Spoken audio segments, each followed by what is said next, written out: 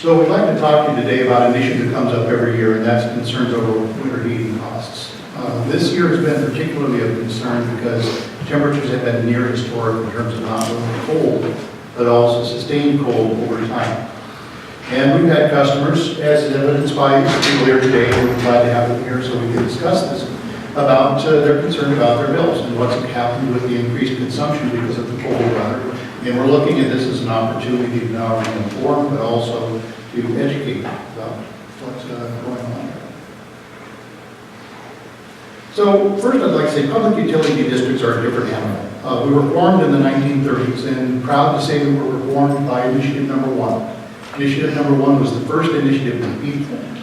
It was done with no paid signature gatherers, and it was done where you couldn't get easily from place to place. Mason PUD 3 was the first to form, and it's the oldest in the state. And this is the only county in the state with 2 operating public utility districts. And first and foremost, though, our services are delivered at cost. All of our services are delivered at cost. There's no profit markup, as is allowed for the state for other utilities, such as Puget Sound Energy. We're governed, of course, by the board, and nearly all the electricity used by our customers is generated in dams in the Columbia River Basin, then sold to us by the Bonneville Power Administration. And those purchases represent nearly half of the operating budget. So one of the things that we were concerned about going into December and January is we knew it was going to be cold. National Weather Service had briefings that it was going to be cold. They had kind of trepidations as we went into January. They were certain that things were going to be cold in December.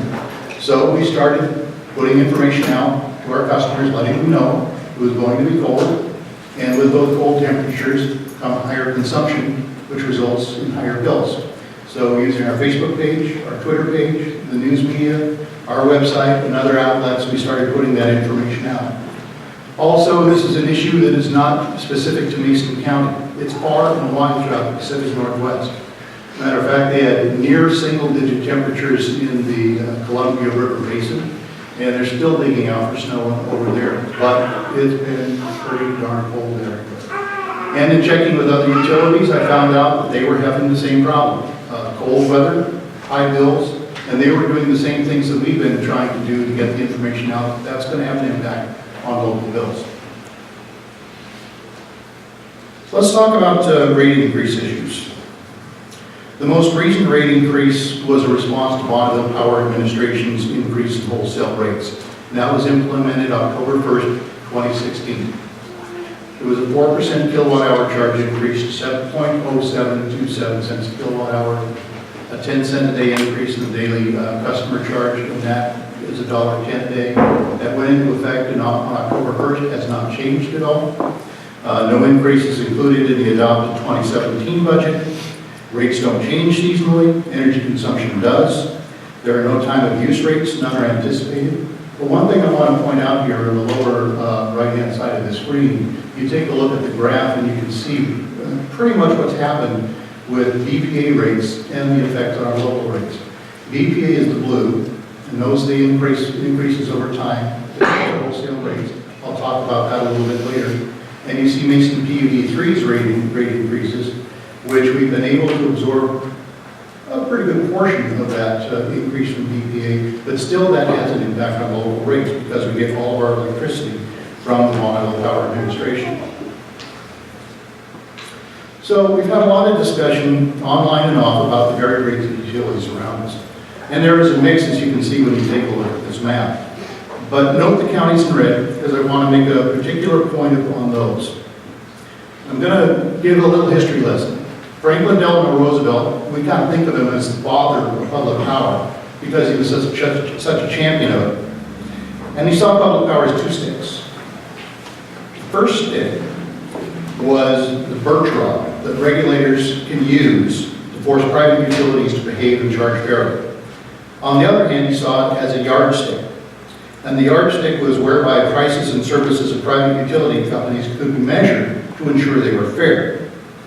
The Utilities and Transportation Commission sets the rates for private power companies. They set those rates to make sure that they're fairly priced. And they use our rates, public power rates, as a baseline for their evaluation.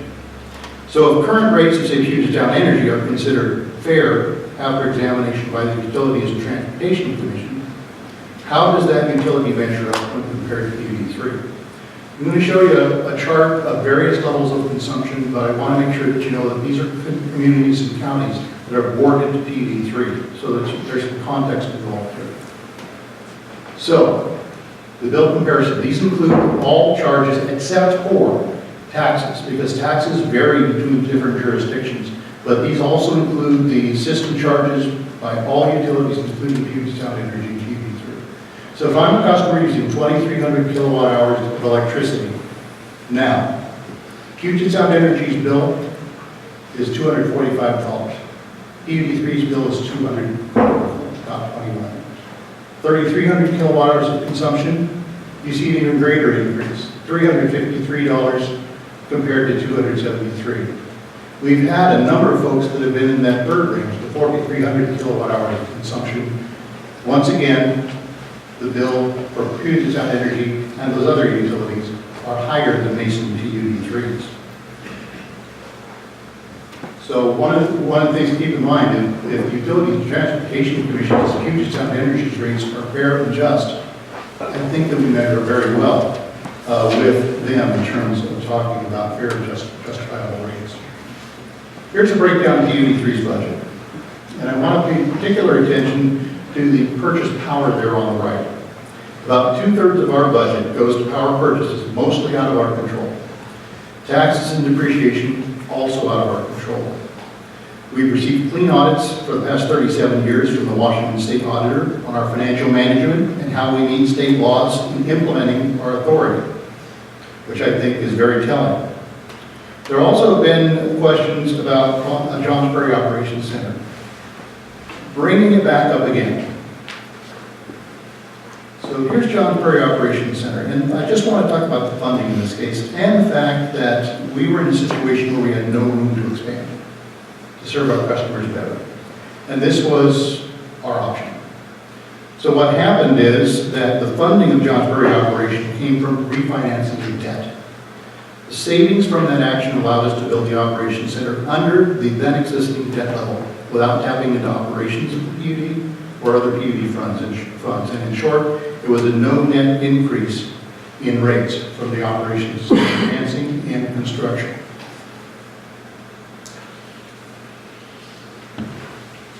So a lot of concerns about electricity and thinking of what it is. Electricity is a commodity like gas. Each home and business has different energy efficiency levels, different preferences of heating and cooling, and therefore consumption levels during winter months are going to vary widely, also during the summer with temperature extremes. The interesting thing about electricity, and I think that what happens is that we can discount it when we're thinking about it because you can't see it. You don't want to touch it, of course. But as an invisible commodity, it's easy not to underestimate its measurable commodity. Think of it as tank of gas. You fill up a tank of gas, you use it. Fill up a tank of gas, you use it. One of the things we are looking at in the coming years is allowing customers to use prepaid metering, whereby they buy a block of power and they use that power throughout a month so that they can monitor their consumption and hopefully better use it as time goes by. It also helps out by taking care of the situation involving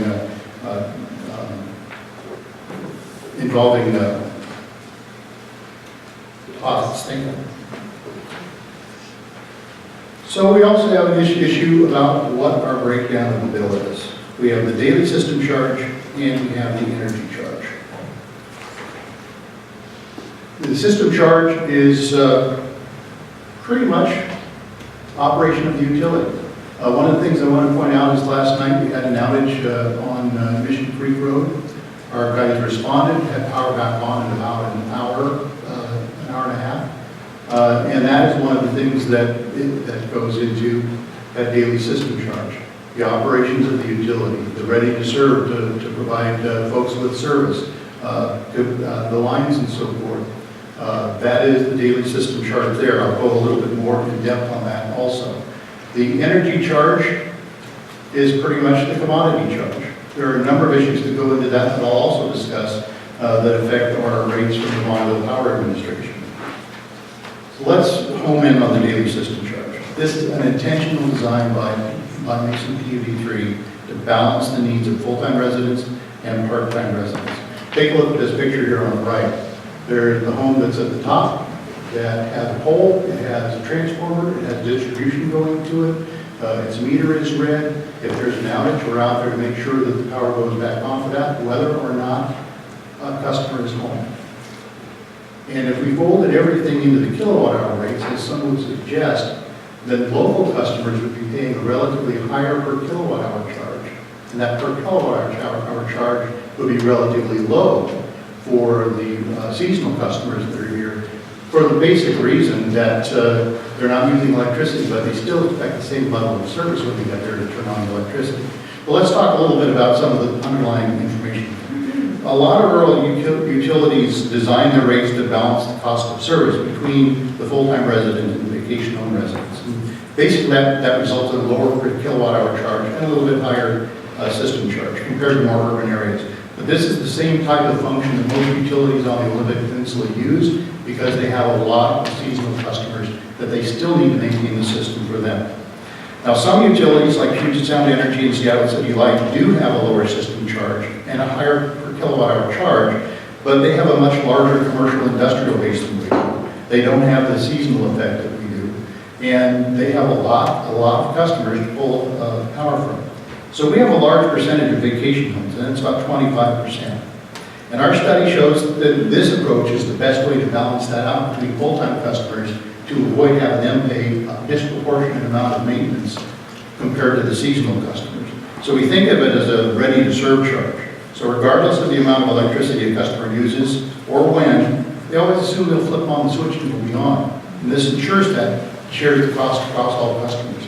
Now, I would be remiss in talking about our 25% because PUD1 has a little bit higher percentage there as well. But the whole idea is making sure that all customers get service and not all customers bear all of the costs of those situations. And the energy charge. Basically, that's the per kilowatt hour rate. That's your commodity rate. It's like the buying the gas gallon, and it's directly tied to the customer's use. And the wholesale rate is set by the Bonneville Power Administration. And we have had a real heck of a time getting control of the Bonneville Power Administration's rates.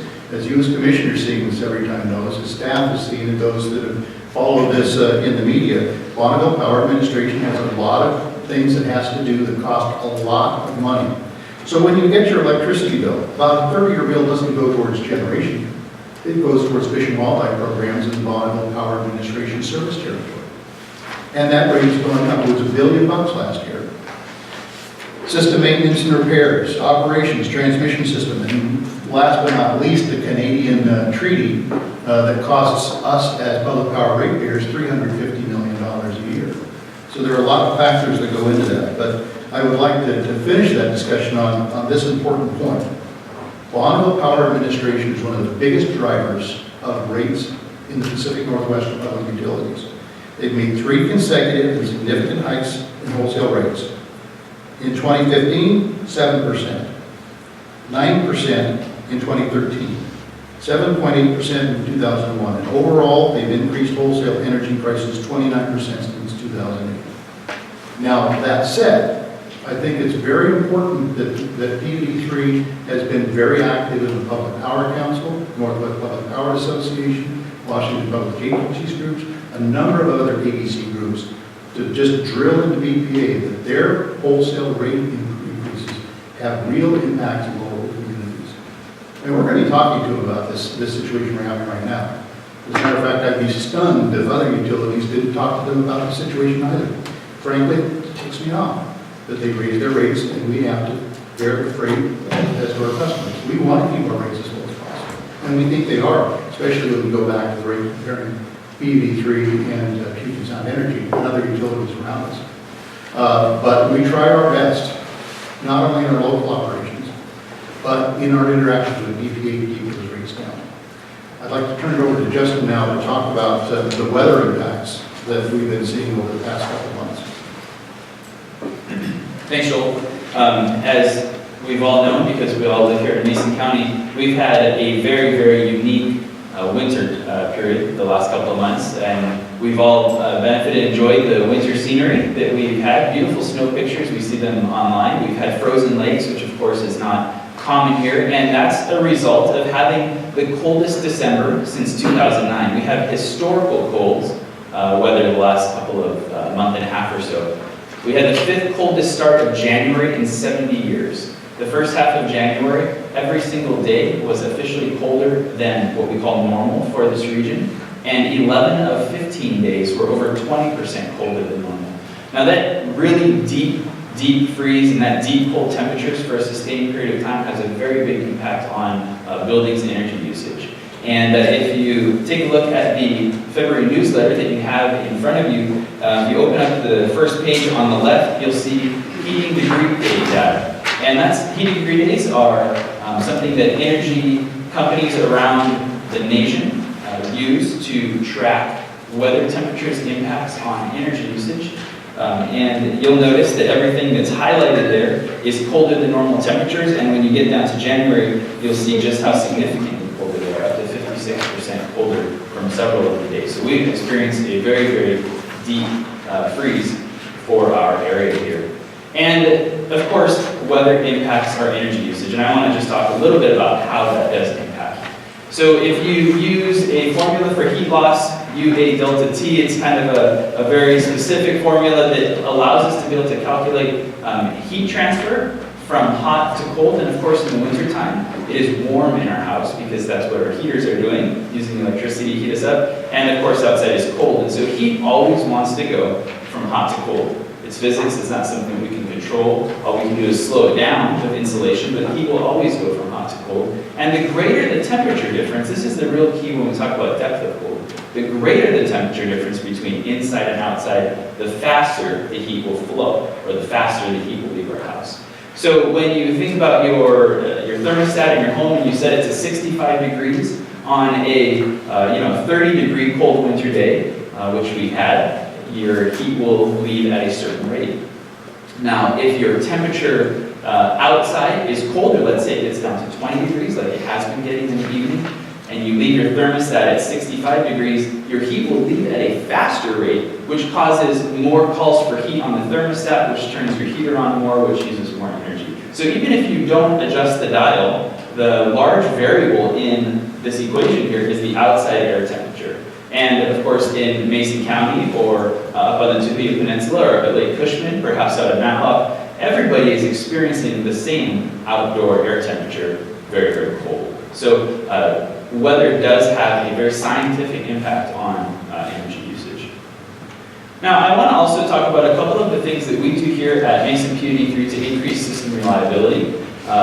We know that reliability and the expectation to have our lights turn on and our heaters turn on when we want it is very high of our customers here in Mason County. These system reliability investments have allowed us to become the very first diamond-level reliable public power provider in Washington State. That's a national award. It's very significant. We're very proud of that because our teams work very hard to ensure that we are providing reliable service. There's a couple of things that we do that are above and beyond maybe neighboring utilities so that we can provide that reliable service.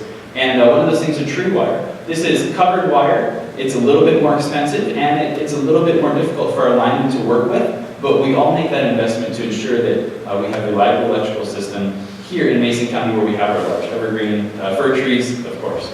And we also do preventative maintenance. All of our main feeders are trimmed. The trees around the main feeders are trimmed every 5 years on a 5-year cycle to ensure that we keep the trees out of the lines. And that helps for us to have very, very good outage restoration times.